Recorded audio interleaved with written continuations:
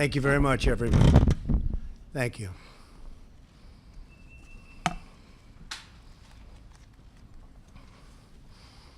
Today I'm very thrilled to welcome President Bolsonaro of Brazil for his first visit to the White House. President Bolsonaro, I want to congratulate you again on your tremendous election victory. Last October, it was an incredible feat and really a truly incredible challenge, and the end result was something the whole world was talking about. I also know that we're going to have a fantastic working relationship. We have many views that are similar, and we certainly feel very, very true to each other on trade. I think Brazil's relationship with the United States, because of our friendship, is probably better than it's ever been by far. I also want to congratulate you on your recovery from a truly horrible ordeal. It was an incredible recovery, and the people of your country know it. Great bravery. You've shown tremendous bravery. For 2 centuries, the American and Brazilian people have been united by shared values, including an enduring love of faith and family and country. The United States was the first nation to recognize Brazil's independence in 1822. And in the Second World War, Brazil was the only South American country to contribute troops to the Allied war effort. Today, the United States and Brazil are the 2 largest democracies and economies in the Western Hemisphere. We're in close agreement on the incredible opportunities and continuing challenges facing our region, and we have a truly historic chance to forge even stronger ties between our 2 great nations. This afternoon, the President and I discussed many of our mutual priorities, including Venezuela. Brazil has been an extraordinary leader in supporting the Venezuelan people's efforts to reclaim their liberty and their democracy. Brazil has helped so much. Along with the United States, Brazil was one of the first nations to recognize Venezuela's legitimate interim president, Juan Guaido. I also want to express our profound gratitude to President Bolsonaro and all the Brazilian people for their efforts to provide humanitarian aid. We also thank you for allowing the United States to station extensive assistance and massive aid on the Brazilian border. The Brazilian people have been incredible. Together we could and have been really very happy to feed thousands and thousands of starving Venezuelans. The Venezuelan people have appreciated it, and if the Maduro forces would step aside, it could be a truly great and successful humanitarian project. We call on members of the Venezuelan military to end their support for Maduro, who is really nothing more than a Cuban puppet, and finally set their people free. The United States and Brazil are also united in support of the long-suffering people of Cuba and Nicaragua. The twilight hour of socialism has arrived in our hemisphere, and hopefully, by the way, it's also arrived, that twilight hour, in our great country, which is doing better than it's ever done economically. The last thing we want in the United States is socialism. So, President Bolsonaro, I will tell you that we'll be consulting and talking a lot. We'll be working on all of our both problems and assets, and we're making tremendous strides. We had a great meeting today. As I told President Bolsonaro, I also intend to designate Brazil as a major non-NATO ally, or even possibly, if you start thinking about it, maybe a NATO ally. Have to talk to a lot of people, but maybe a NATO ally, which will greatly advance security and cooperation between our countries. Our nations are already working together to protect our people from terrorism, transnational crime, and drugs and weapon trafficking. Also human trafficking, which has really become something that's come to the forefront of crime. Horrible, horrible situation. We look forward to an even deeper partnership and working together. In our meetings, we also discussed the strong economic ties between our nations grounded in the principles of fairness and reciprocity, my favorite word, reciprocity. President Bolsonaro and I are both committed to reducing trade barriers, facilitating investment and supporting innovation across a range of industries, particularly energy, infrastructure, agriculture, and technology. The President's vision for freeing the private sector and opening the economy is the right way for Brazil to achieve strong economic growth, and our great companies are ready to go when that table is flat and free. To improve our business relationships, we have revived the U.S.-Brazil CEO Forum, and we have started a new U.S.-Brazil Energy Forum. We welcome Brazil's aspirations to join Organization for Economic Cooperation and Development, a laudable goal and one that will make Brazil's status as a developing and developed country. We also hope that all of us will be able to work together, all nations. I'm also pleased to announce that after 20 years of talks, we are finalizing a technology safeguards agreement to allow U.S. companies to conduct space launches from Brazil. It's actually an incredible location when you study it and when you see it. We won't go into it now, but because of the location, tremendous amounts of money would be saved. To put it very simply, the flights are a lot shorter. Brazil's proximity to the equator makes it an ideal launch location. My administration is committed to reviving America's proud legacy in space. We're looking very strongly, as you know, and working together with everybody on Space Force. And we are grateful for Brazil's partnership. Mr. President, thank you again for the honor of your visit today. A strong and thriving friendship between the United States and Brazil is essential to a future of security and prosperity for all of our citizens. It's been a wonderful time getting to know you. You're doing a fantastic job. You brought the country together, and I look forward to working with you in a very close relationship for many years to come. Thank you. Thank you very much, Mr. President. Thank you very much. Excelentíssimo senhor. Your Excellency, Mr. President Donald Trump, the President of the United States of America, my cabinet ministers, members of the delegations joining us in this session today, both from Brazil and from the U.S., ladies and gentlemen, media professionals, other guests. Thank you very much, President Trump, for your warm hospitality.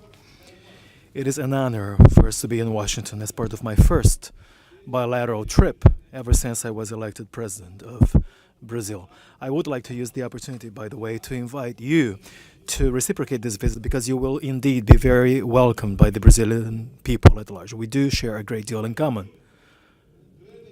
I have always admired the United States of America. And this sense of admiration has just increased after you took office at the presidency. This meeting of ours today restores an old tradition of partnership, and at the same time it starts a new chapter of cooperation between Brazil and the United States. Inasmuch as today we have revisited and have again decided to promote matters that were on our order of business for decades. It is time to overcome old resistances and explore the very vast potential that is there between Brazil and the United States. After all, it is fair to say that today Brazil does have a president who is not anti-American, which is really unprecedented in the past few decades. The reforms we are currently undertaking have changed Brazil into an even more attractive country. We are strongly committed to striking a proper balance in government accounts and also, of course, totally changing the business environment. U.S. support to Brazil's accession to the OECD will be clearly interpreted or construed as a gesture of mutual understanding, which will be very emblematic as part of the closer and closer ties we aspire to.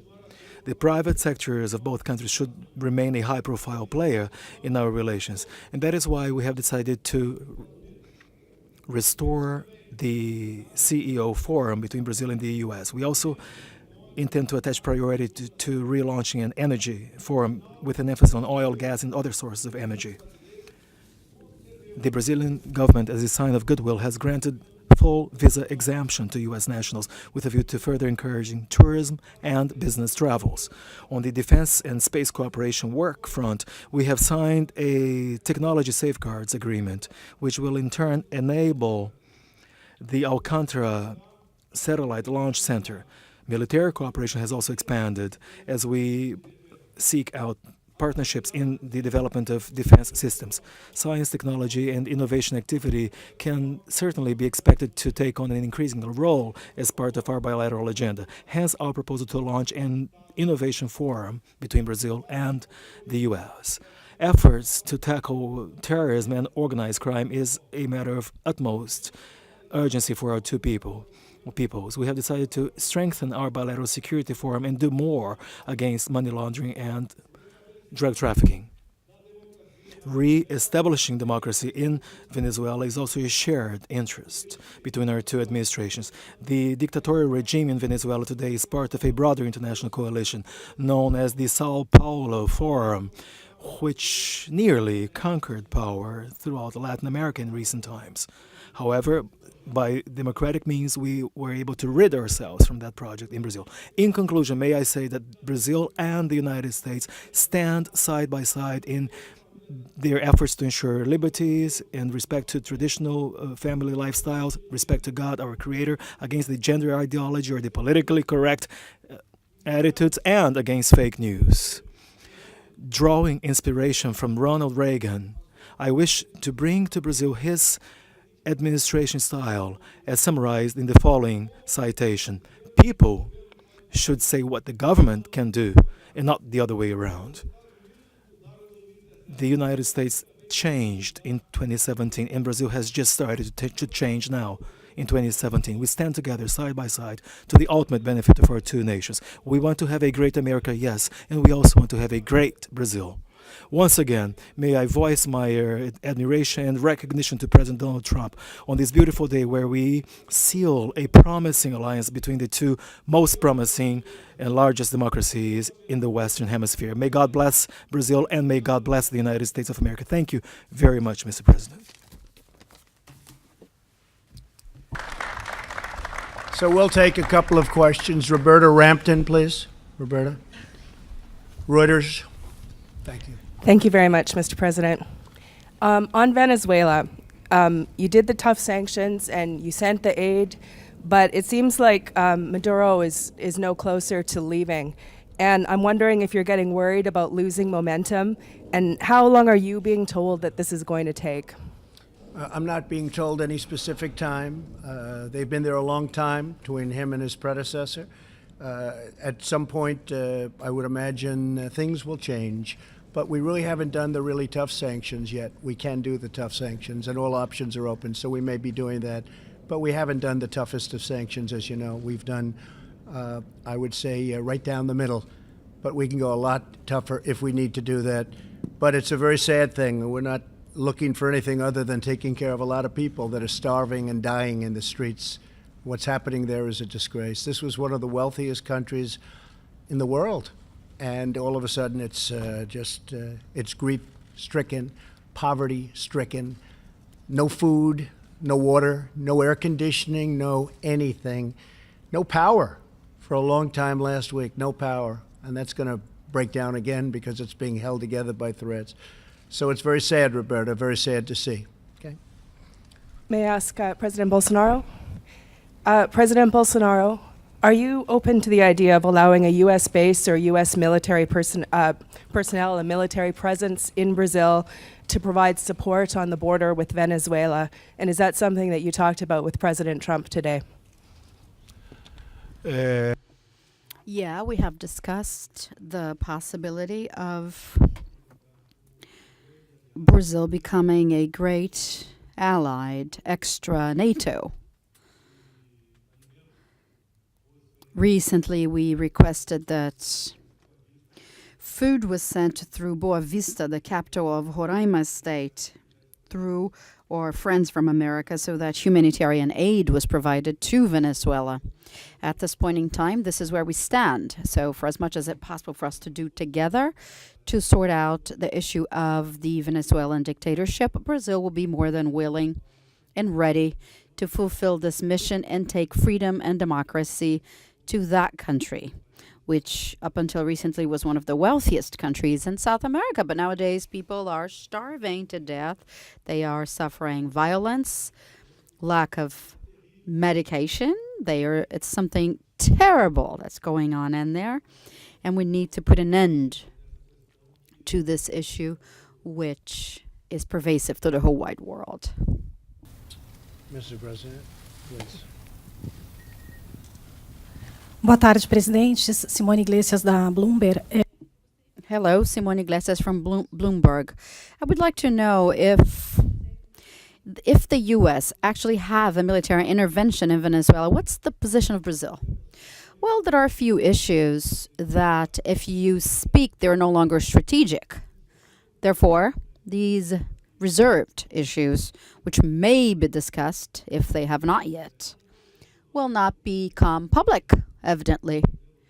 I remember on a debate here in the United States when a candidate asked another candidate what he would do to fight the Islamic State. He said, if I say, I will no longer be able to beat it. So it's a matter of strategy. For everything that we discuss here will be honored. But unfortunately, certain pieces of information, if are to come to the table, may not be debated publicly. President Trump, regarding the military intervention, do you think about this possibility of fighting Venezuela to remove Maduro from power? And all options are open. I think of all possibilities. All options are open. We'll see what happens. And by the way, I see in the audience the son of the president, who has been fantastic. Would you please stand up? The job you've done during a very tough period of time is just fantastic. And I know your father appreciates it, that I can tell you. Okay, thank you very much. Fantastic job. Sagar Enjeti from Daily Caller. Sagar. Thank you. Thank you, Mr. President. Thank you. 2 questions for you, sir, if I may. The first on the 2020 election. There's a growing number of Democratic candidates who have endorsed the idea of adding seats to the Supreme Court.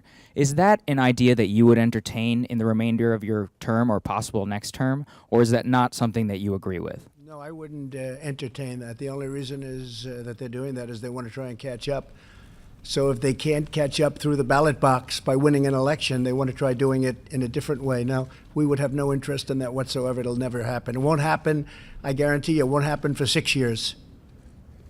Another question for you on social media. You tweeted in support of Congressman Nunez's suit against Twitter. There's part of a larger discussion that Senator Josh Hawley's been leading about making social media companies liable for the content that is on their platform, which they're not currently. Is that an idea or a change in law that you would support?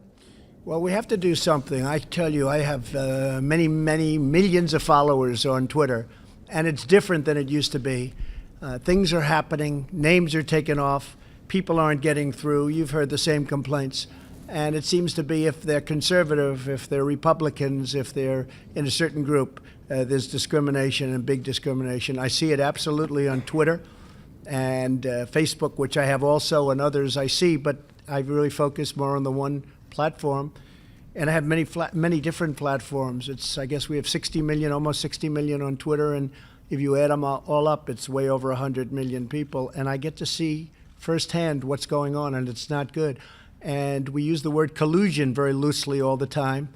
And I will tell you, there is collusion with respect to that, because something has to be going on. And when you get the back office statements made by executives of the various companies, and you see the level of, in many cases, hatred they have for a certain group of people that happen to be in power, that happen to have won the election, you say that's really unfair. So something's happening with those groups of folks that are running Facebook and Google and Twitter.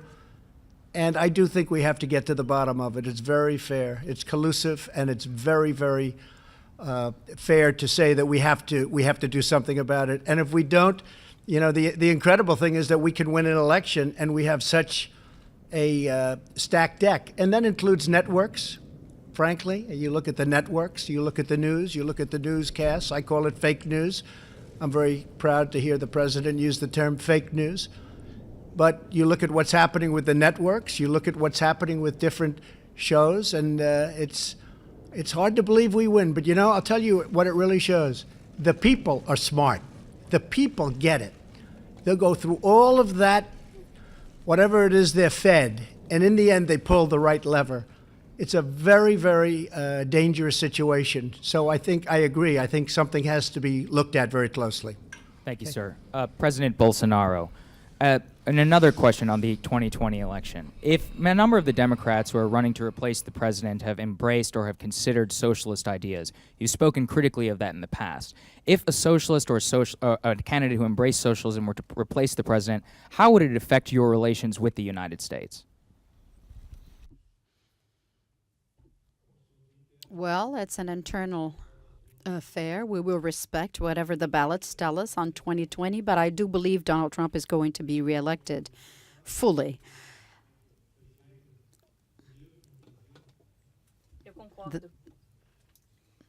Yeah, this was the same what happened to me. I think everyone will repeat their vote here in America. So every day more and more people that are prone to socialism and even communism slowly are going to be opening their minds to the reality. And you can see the border with Venezuela and Brazil was recently closed, not for Brazilians which are pro-socialism to go into Venezuela, but the other way around, so that Venezuelans who support democracy wouldn't go into Brazil. This feeling most certainly is going to be very much seen when 2020 comes. Mr. President, thank you very much. Sorry. Go ahead. You want to go? You Yeah. look like a very nice Yeah. person. Go ahead. Watch. Here, this will be the killer of all time. Watch. Thank you, Mr. President. Beatriz Bula from Estadão. The USTR is not supporting the entry of Brazil in the OECD. Is the U.S. government going to formally support Brazil's entry on the OECD, and what have you asked as a trade-off? We will be supporting. We're going to have a great relationship in so many different ways. That's just something that we're going to be doing in honor of the president and in honor of Brazil. We will be asking for things, but not necessarily having to do with that. I think we're just going to have a very fair relationship. Okay? Thank you. Thank you. And Presidente Bolsonaro. Thank you. Presidente Bolsonaro, os Estados Unidos esperam a diminuição da influência da China no Brasil. Does the United States expect the influence of China into Brazil? Yesterday, Paulo Guedes mentioned that it's going to incentivize relations with China. How does the U.S. see that, and what you said about President Trump about the Chinese in Brazil? Well, like I said, Brazil's going to keep on making as much business with as many countries as possible. No longer businesses are going to be found into the ideology as it used to be. We are also following this objective for the good of our peoples. I appreciate it. Thank you very much, and thank you, everybody. Thank you very much. China's going very well. Talks with China going very well. Thank you, everybody. Thank you.